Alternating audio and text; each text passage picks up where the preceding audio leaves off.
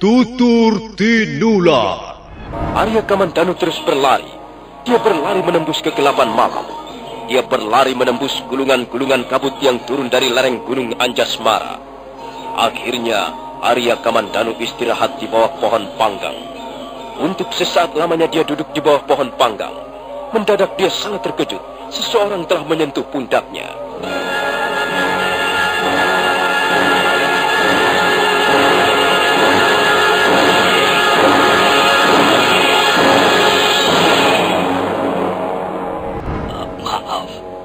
Apakah Tuhan sedang dalam kesulitan? Tidak. Saya lelah karena baru saja berjalan jauh. Saya sedang istirahat. Kemanakah tujuan perjalanan Tuhan? Maaf, Bapak. Saya tidak dapat menjelaskannya kepada Bapak. Saya yakin Tuhan sedang memikirkan sesuatu yang berat. Sejak tadi, saya lihat Tuhan duduk termenung di bawah pohon panggang ini. Sebenarnya, saya ingin segera berlalu dari tempat ini. Tapi, entahlah.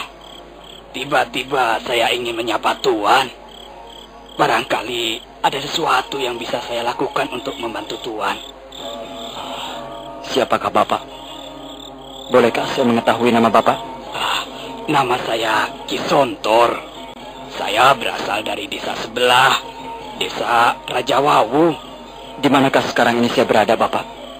Apakah daerah ini masih daerah desa Rajawawu? Tidak.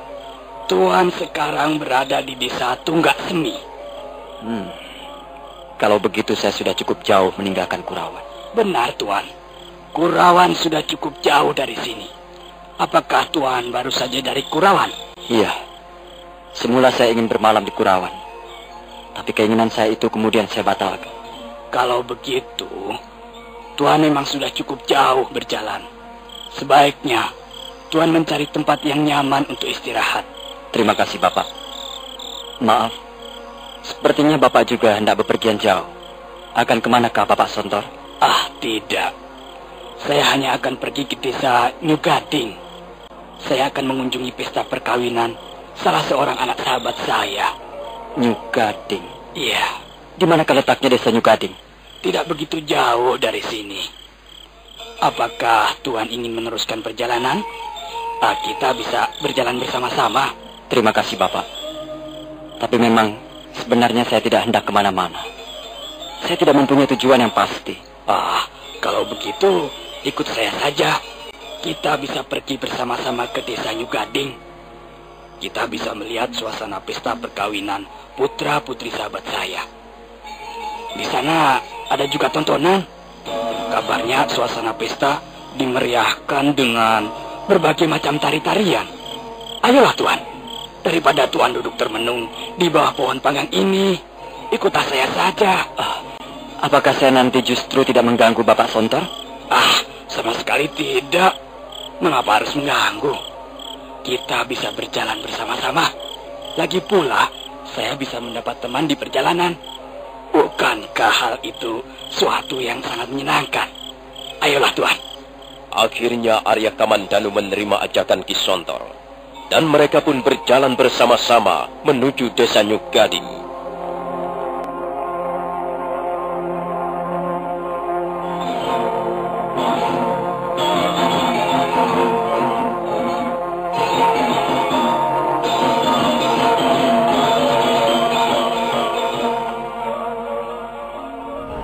Kita baru saja melewati tugu batas desa Nyugading. Apakah Tuhan merasa lelah? Tidak, Bapak. Saya hanya merasa tidak enak. Apakah pakaian yang saya kenakan ini cukup pantas untuk menghadiri pesta perkawinan? Tuhan tidak perlu merasa kecil hati. Tuhan sekarang ini berada di tengah-tengah desa, di daerah padusunan. Walaupun sedikit lusuh dan agak kotor, saya kira pakaian Tuhan cukup pantas atau bahkan cukup mewah untuk ukuran daerah pedesaan, Tuhan. Saya memang sudah beberapa hari tidak berganti pakaian. Sebenarnya saya merasa malu. Tuhan tidak perlu merasa malu. Anggap saja ini merupakan pengalaman. Siapa tahu pengalaman ini nanti justru akan menjadi pengalaman yang cukup berharga buat Tuhan. Maaf. Saya justru belum tahu siapa nama Tuan. Arya Kamandanu agak terkejut mendengar pertanyaan Ki Sontor. Dia segera sadar bahwa sekarang ini dia sedang dalam penyamaran.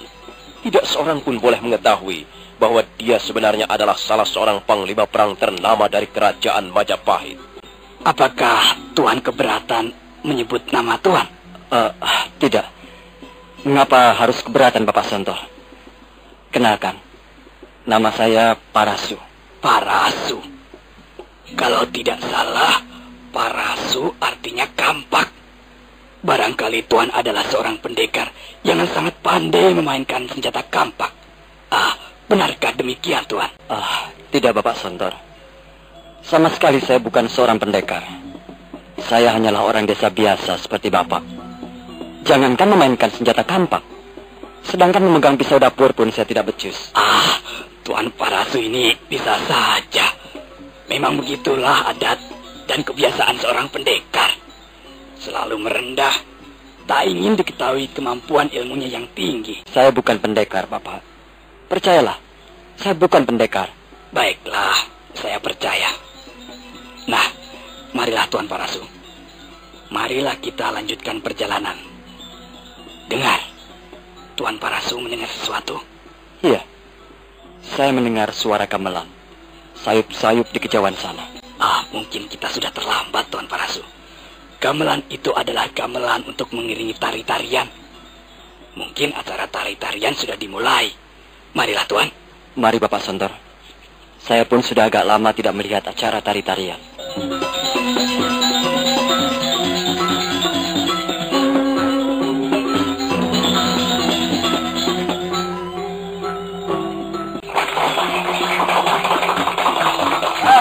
Para hadirin sekalian, marilah kita ikuti. Kita nikmati seperti apa indahnya tarian Nisa Caranagini. Saudara, silakan menikmati.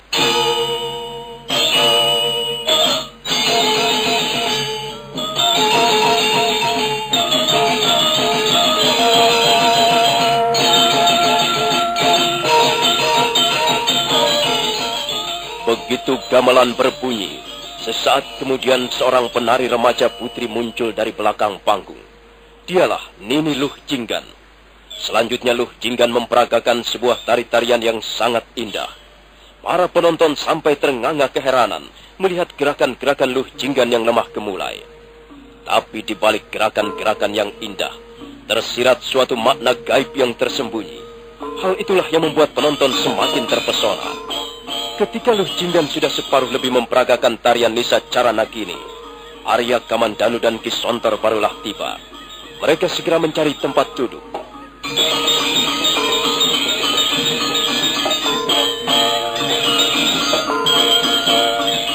Semula Arya Kamandanu tidak begitu tertarik melihat tarian yang diperagakan oleh Nini Luh Jinggan.